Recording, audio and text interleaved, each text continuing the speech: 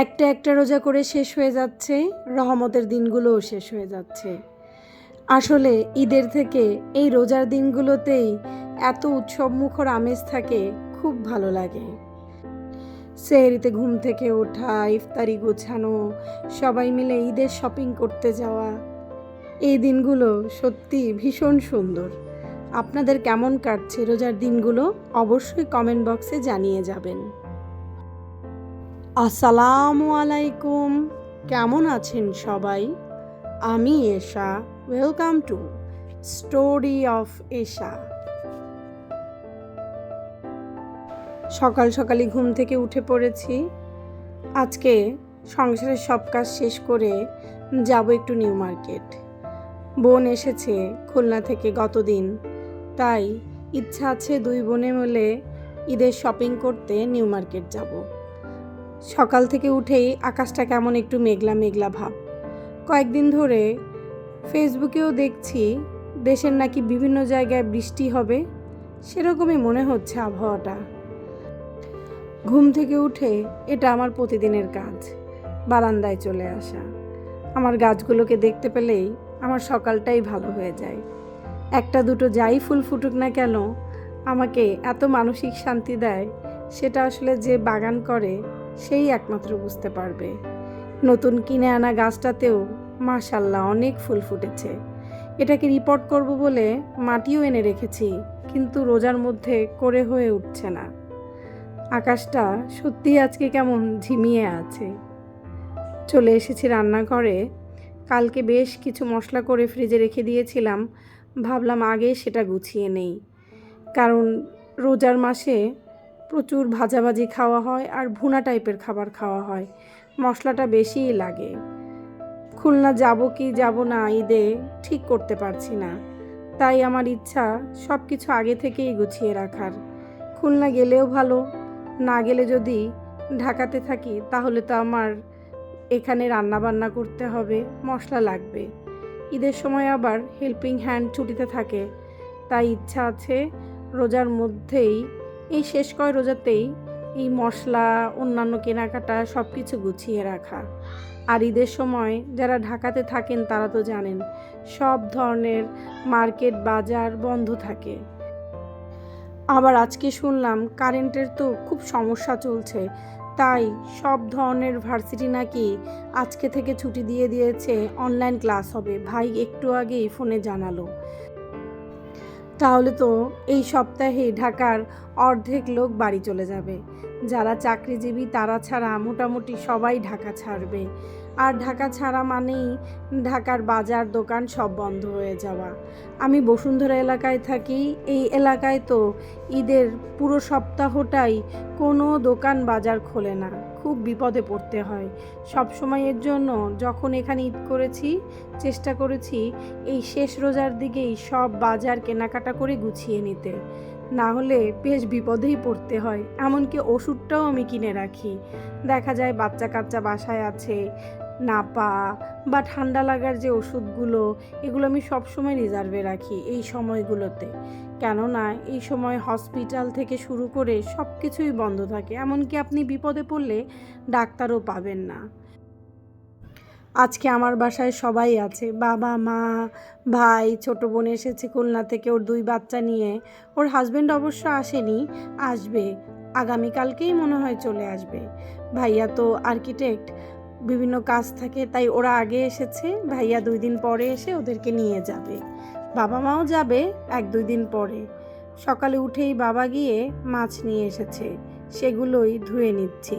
যেহেতু একটু নিউ মার্কেটে যাব, আমার বাসা থেকে তো ভালো দূরে, আর মার্কেটে যাওয়া মানেই সারাটা দিন মার্কেটে কাটানো। নিউ মার্কেটে গেলে আমার বাসায় ফিরতে ফিরতে সেই বিকাল হয়ে যায়, তাই সকাল সকাল উঠেই এই কাজগুলো সেরে গুছিয়ে দিয়ে যাচ্ছি। যেহেতু আম্মুর কাছেই আমাদের 4 জন থাকবে, মানে আমার 2 বাচ্চা আর আমার বোনের 2। যাব আমরা 2 জনেই, আমি আর আমার বোন। কেননা নিউ মার্কেটে বাচ্চাদের নিয়ে কেনাকাটা করা খুব কঠিন কাজ। যখনই এদের নিয়ে গিয়েছি বিপদেই পড়েছি বলা যায়। মাছগুলো তাই কোনো রকমে ধুয়ে নিলাম, 1 ধোয়া দিয়ে রেখে দিচ্ছি। পরে যখন রান্না করব তখন ভালোভাবে ধুয়ে নেব। হেল্পিং হ্যান্ডও একটু দেরি করে আসে, ও আসতে আসতে 10টা নাগাদ বেজে যায়। ও এসে অবশ্য আমার সব কাজ গুছিয়ে দিয়ে যায়, ভাত রান্না করে রেখে দিয়ে যায়, ইফতারি সব কিছু কেটে রেখে যায়। তাই আমার আর কোনো সমস্যা হবে না। রান্না না করে রেখে গেলেও হতো, আম্মু আছে, কিন্তু তারপরও রোজা রেখে 4টা বাচ্চা সামলাবে, তাদেরকে সকালের খাওয়াবে, দুপুরের। তাই তাড়াতাড়ি সকালে উঠেই কাজগুলো গুছিয়ে নিচ্ছি। কাজ করছিলাম আর বোনের সাথে গল্প করছিলাম। চাইলেই না অনেক কিছু ভিডিওতে দেখাতে পারা যায় না, ইচ্ছে করে, কিন্তু জানেনই তো। মিষ্টি কুমড়া রান্না করব চিংড়ি মাছ দিয়ে, মানে ভুনা করব। আর রুই মাছ যেহেতু এনেছে সেটাই আলু টমেটো দিয়ে মাখো মাখো রান্না করে রেখে যাব। একটু বেশি করেই নিচ্ছি, যেহেতু বাসায় মানুষজন বেশি।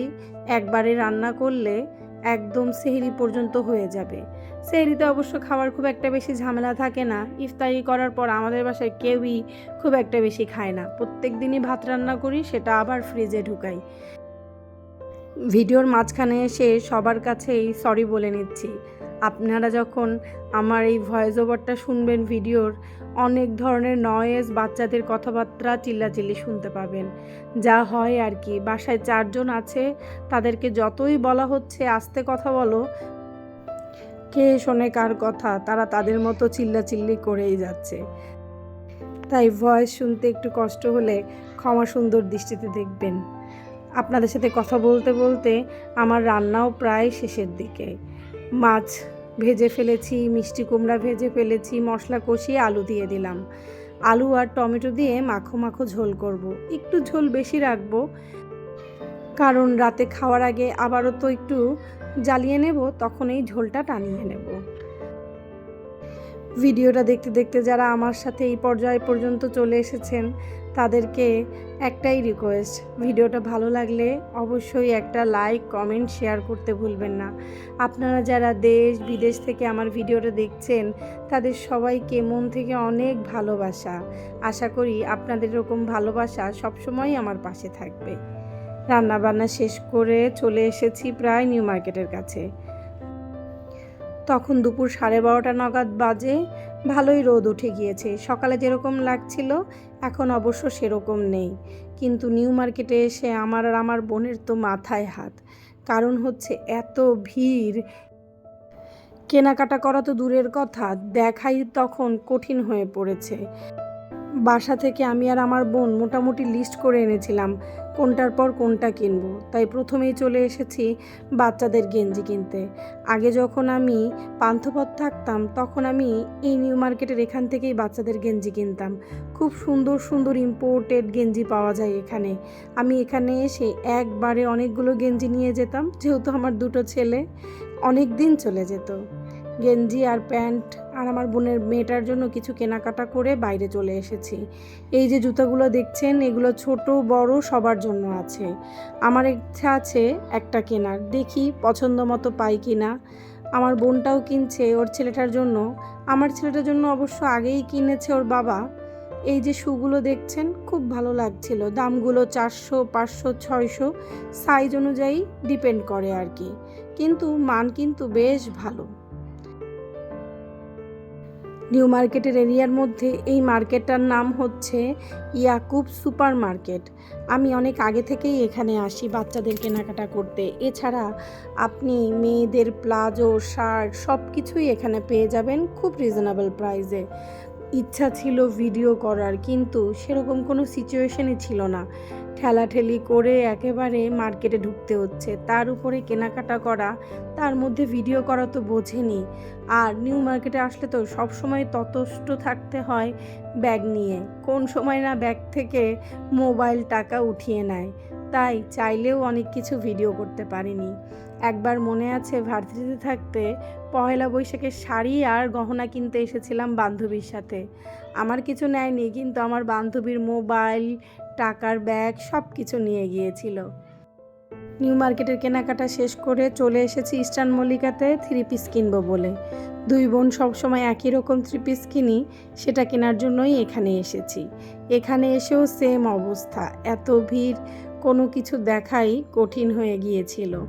শপিং থেকে চলেও এসেছি বাসায়, ইফতারি বানাতে লেগেও পড়েছি। আজকে এখান থেকেই ভিডিওটা শেষ করছি, বিদায় নিচ্ছি। অন্য একটা ভিডিওতে দেখা হবে। আল্লাহ হাফেজ।